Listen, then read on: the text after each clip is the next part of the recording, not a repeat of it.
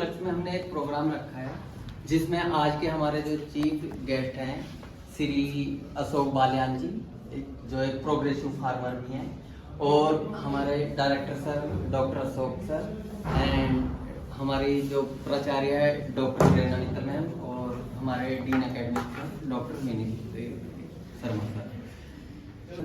आपको आज के इस कार्यक्रम के उपलक्ष्य में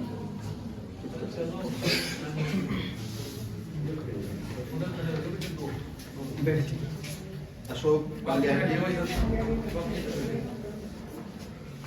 प्रेरणा मैडम, मनीष सर, प्यारे बच्चों, छात्रों, छात्राओं, मेरे सहपाठी, किसान दिवस। देखिए, आप कृषि में शिक्षा ले रहे हैं, क्या करने जा रहे हैं? बीएससी। और आपको पता है कृषि देश की क्या जान है, कहते हो ना कि बिना हमारे कंप्यूटर कुछ नहीं सारा। हमें इस स्थिति में लाने के लिए बहुत सारे वैज्ञानिकों का, नीति निर्धारकों का, आप जैसे जितने भी छात्र हैं उनका सबका बहुत का योगदान है। लेकिन कुछ ऐसे भी महापुरुष हैं जिनका योगदान है लेकिन हमारी आने वाली पीढ़ियों को वो पता नहीं है। अगर पता भी है तो बहुत सरफेस लेवल, ऊपरी स्तर पे। तो ऐसे ही हमारे बहुत सारे महापुरुषों में जिनका खेती में किसानों के लिए बहुत सारा योगदान है, उनमें से एक नाम है चौधरी चरण सिंह, जो इस प्रदेश के, उत्तर प्रदेश के मुख्यमंत्री। वो नहीं चाहते थे कि देश के उस भूभाग पर, कृषि के उस भूभाग पर जो उत्पादन के लिए सर्वश्रेष्ठ है, वहां पर उद्योग लगाए जाएं। वो हमेशा चाहते थे कि उद्योग वहां लगे जहां की भूमि खेती योग्य नहीं है या 2 नंबर की है, ताकि उसका भी उपयोग हो सके। और अब देखिए, यहां से अगर आप दिल्ली जाते होंगे, ये खेती के लिए बहुत अच्छा क्षेत्र था, लेकिन यहां से दिल्ली तक अब कोई गांव, कोई शहर ऐसा नहीं बचा 1 किलोमीटर का एरिया कि जहां पे कुछ ना कुछ उद्योग या भवन या सड़क या नहीं आ गई हो। कुछ दिनों बाद ये क्षेत्र भी खेती के लिए बहुत लाभदायक होगा, और उसका उन्होंने कारण बताया। कारण ये बताया कि जो जितना भी नहर के पास के क्षेत्र हैं, यहाँ पे जल का स्तर, जल स्तर जानते हो, वाटर टेबल जानते हो, घट रहा है या बढ़ रहा है? घट रहा है ना? घट का मतलब नीचे जा रहा है, और नीचे जाने का मतलब पानी की उपलब्धता कम। तो आपके पास ये भी एक मतलब विकल्प है कि जो लोग ये चाहते हैं कि हम दुग्ध उत्पादन में घुसे, इसके बहुत प्रोडक्ट हैं, आपको बताया जा रहा है। दुग्ध उत्पाद जितने भी है, ये खत्म हो गया, बिल्कुल जीरो के कगार पर है। इस क्षेत्र में तो पनीर खाते हुए शादियों ब्याह में डर लगता है कि पता नहीं हम क्या खा रहे हैं। किसानी एक ऐसा काम है जो कभी खत्म नहीं होता। तो मैं आज इस उपलक्ष्य में, चौधरी चरण सिंह जी के जो जन्मदिन के उपलक्ष्य में, जो हमने किसान दिवस के रूप में, मैं आप लोगों को किसान का प्रतिनिधि मानते हुए, आपको मैं किसान को कहूंगा नहीं, क्योंकि आपके पापा ने, मम्मी ने बड़े मतलब सेक्रीफाइस कर रखा है, इतना पैसा लगा रखा है, लेकिन किसान अपने आप में बहुत ही इज्जत वाला शब्द बनाना चाहिए। ये इस बात से आप भी सहमत होंगे, होना चाहिए नहीं चाहिए? अगर जैसे हम कहते हैं कि ये रहे बाबूजी आगे, अब कोई नहीं कहता रहे किसान आ गया, क्योंकि पेट तो वही भर रहा है। तो इस शब्द को भी इज्जत मिलनी चाहिए, और वो तब मिलेगी जब आप जैसे युवा इसमें जुड़ेंगे। जुड़ेगा मतलब एक दूसरे को इज्जत देने शुरू करोगे। आज से ही एग्रीकल्चरिस्ट को इज्जत देने शुरू करो। अभी तुम्हें थोड़ी देर बाद वहाँ कंप्यूटर साइंस का कोई लड़का लड़की ढूंढते खेलते मिल जाएंगे, उनसे तुम ज्यादा आकर्षित होगे। अपने एग्रीकल्चर वालों को तुम पीछे गिरोगे, तो फर्स्ट प्रायोरिटी किसे दोगे? आज से एग्रीकल्चर वालों। सच में इसके आगे, इससे आगे कुछ है ही नहीं। अपने दिल में रखें, आपसे आगे कोई नहीं है क्या कोई? नहीं है। लेकिन सच्चाई को भी जानो, आज की तारीख में एक किसान का लड़का 20 लाख रुपए की रिश्वत दे के नौकरी लेना चाहता है, किसानी नहीं चाहता। ये भी वास्तविक। शादी भी उसी की होगी, चाहे उसके खिलाफ 4 बीघे जमीन हो, उसकी शादी नहीं करता कोई। ये भी तो वास्तविकता है। दोनों वास्तविकताओं को हमें आपके युग से शुरुआत करें, अगर हम सोचे नहीं है, असंख्य ऐसे उदाहरण जानते हैं जो बता सकते हैं। तो मैं आपको अनुमोदित करता हूं सर कि मेरे बच्चों को भी आप अपनी जितनी भी जानकारी आपके पास है वो साझा करें।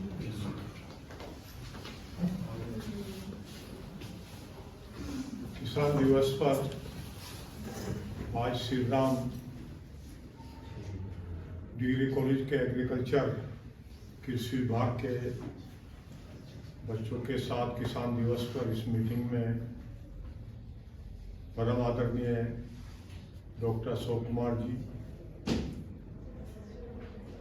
हमारी आदरणीय बहन, मैं इनसे हमेशा मिलता रहता हूँ और बीएड के बारे में प्रेरणा जी से पूछता रहता हूँ। प्रेरणा जी, शर्मा जी, संचालक महोदय, प्यारे बच्चों, सुबह डॉक्टर साहब ने मुझे आप लोगों के साथ बातचीत करने के लिए निमंत्रण दिया। चौधरी चरण सिंह भारत के प्रधानमंत्री रहे, लेकिन उनको एक किसान राजनेता के रूप में, एक सच्चे और अच्छे किसान नेता के रूप में जाना जाता है। अगर इंसान में, अगर युवा अवस्था में वैल्यू सीखने की जिज्ञासा नहीं होगी, कभी भी वो तालीम की फिर वैल्यू को नहीं सीख सकता। हमें अपने बच्चों को शुरू से ही देश के कानून का पालन करना, अपने कैरेक्टर को, अपने मोरल को उच्च स्तर तक पहुंचाने का कार्य करना,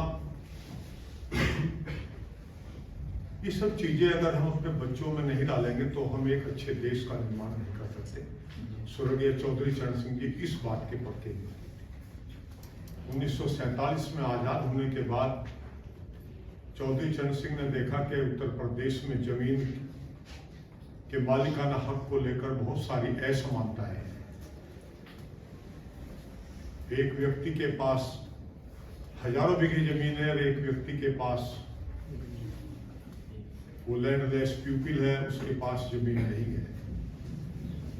तो उन्होंने उत्तर प्रदेश जमींदारी रेगुलेशन एक्ट बनवाने में अपनी मुख्य भूमिका निभाई। खेती से जुड़े हुए व्यवसाय हैं, उनकी तरफ भी बच्चों को जाना चाहिए। और ये सौभाग्य है हमारे जनपद का भी, आपका भी, कि डॉक्टर अशोक कुमार जैसे विद्वान साइंटिस्ट आप लोगों को यहाँ विभागाध्यक्ष के रूप में आपका एग्रीकल्चर का एजुकेशन समझेंगे। कोई बेहतर सुझाव आएगा तो अपने राज्य या भारत सरकार को इस संबंध में लिखने का प्रयास करेंगे। कभी ये ना सोचो कि मेरी एक चिट्ठी से क्या होगा। हमेशा दुनिया में पहले विचार आते हैं और उन विचार पर जब कार्य होता है तो वो निश्चित तौर पर फिर बदलाव होता है।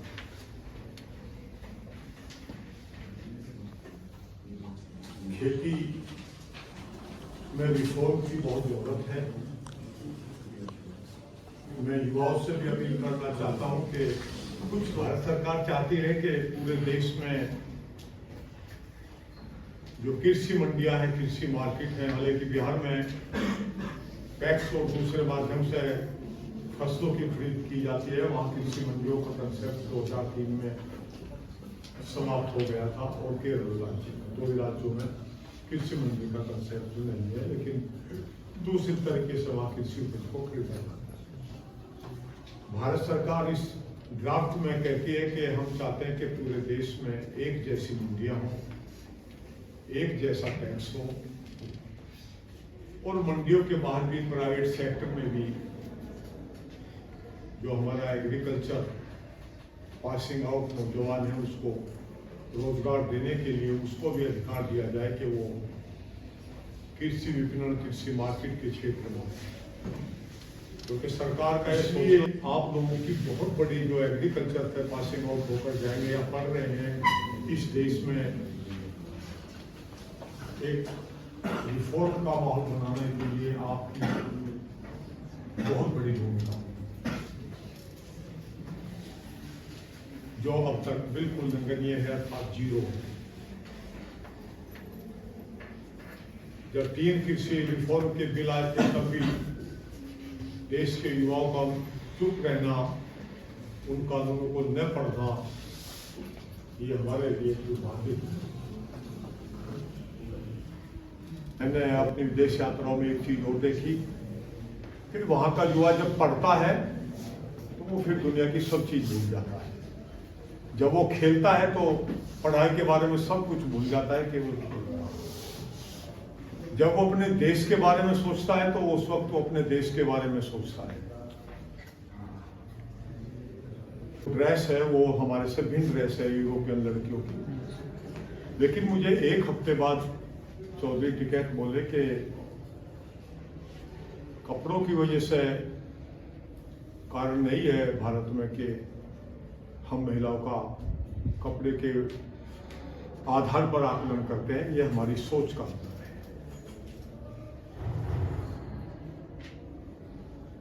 अभी पीछे 10 साल पहले बागपत जिले में लड़कियों पर आसारा गांव में मार्केट जाने में प्रतिबंध लगा दिया। मैं वहां गया, उनसे कहा कि आप ही पर हमें बचपन से बच्चों को ये बात सिखानी चाहिए कि इस एज में, जिस एज ग्रुप में आप हो, इस एज में फ्रेंडशिप का मतलब है कि आप एक दूसरे के साथ एजुकेशन की बात को शेयर करो, आगे करो। हमारी बेटियों के कपड़ों के पहनने से हमारी उनके प्रति सोच निर्धारित नहीं होनी चाहिए। हमारी सोच हमारे कैरेक्टर और नैतिकता के आधार पर होनी चाहिए, जो भारत में संस्कृति है। भारतीय संस्कृति ये कहती है, और मेरे डॉक्टर साहब के टाइम में जब हम लोग पढ़ने जाते थे तो हमारे माता पिता कहते थे कि स्कूल में पढ़ने वाली बेटियां आपकी बहन जैसी है, उनके साथ सम्मान का बर्ताव हो, उनके साथ अच्छा बर्ताव करो। डॉक्टर साहब ने मुझे बुलाया, उनका धन्यवाद। और आप लोगों ने मेरी शायद छत पे ही काबिल होंगे कि अपनी छत पे, वो भी छत भी नहीं है हमारे पास। जो मेट्रो सिटीज हैं जहाँ पे एक फ्लैट्स कल्चर है, वहाँ पे तो आपके पास छत भी नहीं है, कहीं पे तो बालकनी भी नहीं होती कि आप 2 गमले भी वहाँ पे रख सको।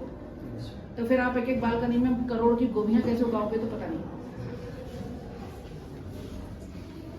तो इसलिए जहां तक ये जरूरी है कि आप कृषि के बारे में जाने, वहां पे ये भी जरूरी है कि आप अपनी जमीन को ना बेचें। तो अगर जमीन होगी तभी आप उस पर खेती करोगे, अगर जमीन नहीं होगी तो खेती कहाँ पे करोगे। आप कितना भी पढ़ लो, कितनी भी नई नई तकनीकें ले आओ, लेकिन सबके लिए जमीन बहुत जरूरी है। तो आप जितनी भी जमीन आपके पास है उसको संजो के रखें, उसके ऊपर खेती करें, उसको ना बेचें। क्योंकि नहीं तो आने वाले समय में आपको जैसे आजकल विटामिन की कैप्सूल होनी होती है, वैसे ही आने वाले समय में ये समोसे की कैप्सूल, ये पिज्जा का गोली, है ना, यही मिलेगा, फ्लेवर मिलेगा। तो वो समय ना आए, तो उसके लिए बहुत जरूरी है कि आप अपनी जमीनों को संभाल के रखें, उनको ना बेचें और उस पर खेती करें। बहुत सारे तरीके और पेस्टिसाइड्स का कम यूज करें। अभी रिसेंटली फेसबुक में जैसे आपके फ्रेंड्स बन जाते हैं, ऐसे फेसबुक पे किसी की वो आ रही थी खबर कि उनके चाचा जी की डेथ हो गई, कैंसर से डेथ हो गई, और उसमें साथ में उन्होंने ये भी मेंशन कर रखा था कि चाचा जी बहुत सीधे थे, खेत मतलब किसान थे, वो बहुत सीधे थे, किसी चीज का इस्तेमाल नहीं करते थे, तो उसको कैंसर कैसे हो गया। तो एक ने किसी ने उस पर कमेंट किया कि पेस्टिसाइड से, जब आप पेस्टिसाइड खेतों में डालते हैं तो आप भी तो वही लेते हैं, अब वो उसका कुछ ना कुछ असर आपके ऊपर भी पड़ता है। तो पेस्टिसाइड जो है वो जहाँ आपकी उसको फसल को बढ़ाता है तो कहीं ना कहीं वो बहुत ज़्यादा हार्मफुल भी है। इसलिए वापस हम लोग जो है जैसे पहले हम देसी खेती करते थे उसकी तरफ बहुत कुछ जा रहे हैं। तो नई नई चीज़ों का यूज़ करें, लेकिन अंधाधुंध नहीं, जहाँ तक जरूरी है उसका वहीं तक यूज़ करें, और जब जरूरी नहीं है तब उसका यूज़ ना करें। और जैसे बात हो रही थी कि जो एक साइकिल होती है खेती की, कि ये फसल के बाद वो फसल और वो फसल के बाद वो फसल, उस साइकिल को जरूर यूज़ करें, तभी आपकी जमीन की जो गुणवत्ता है वो बनी रहेगी। ठीक है, आप जो भी यहाँ पे पढ़ रहे हैं, खासकर लड़कियों में ने किसी ने हाथ नहीं उठाया कि वो खेती करेंगी, तो भगवान जाने वो एग्रीकल्चर कर क्यों रही है। एक भी लड़की ने हाथ नहीं उठाया कि वो खेती करेंगी, एक ने उठाया था। ऐसी बात नहीं है, लड़कियां आजकल जो है बहुत उन्नत खेती कर रही हैं और नई नई चीजों से खेती कर रही हैं। अभी मैं पढ़ रही थी कि लड़का है, आपको पता है ना केसर कश्मीर में होता है, बहुत ठंडे वातावरण में होता है, तो उसने महाराष्ट्र जैसे शहर में केसर की खेती कर रहा है। वो एटमोस्फेयर वहाँ पे उसने बनाया है कि वो केसर की खेती वहाँ पे कर पा रहा है। तो ऐसे बहुत सारी चीजें हैं जो आप लोग कर सकते हैं, कम जगह में भी कर सकते हैं। तो उन चीजों के बारे में जानिए और उनको करने की कोशिश कीजिए। हर समय जो इंस्टाग्राम है आपका, उसमें अच्छी चीजें भी आती हैं, फेसबुक पे भी अच्छी चीजें आती हैं। जब सर ये कह रहे थे कि हमारी बेटियों को जो है उनकी इज्जत कीजिए, तो जो लड़कों की मुस्कुराहट थी वो वहां पे बैठ के दिख रही थी कि किस तरीके से वो बात को ले रहे हैं। तो अपनी सोच बदलिए। आप ही वो हैं जो कि देश को नहीं पूरे संसार को बदल सकते हैं। अपनी सोच जैसे रखेंगे, अपने काम जैसे रखेंगे, वैसा ही आने वाली पीढ़ी पे उसका असर पड़ेगा, आप पे और आने वाली पीढ़ी पे असर पड़ेगा। तो आप सब लोगों को एक बार फिर से चौधरी चरण सिंह जी के जन्म दिवस पे बहुत बहुत शुभकामनाएं, और काम ऐसा करें कि आपका भी जन्म दिवस जो है आपसे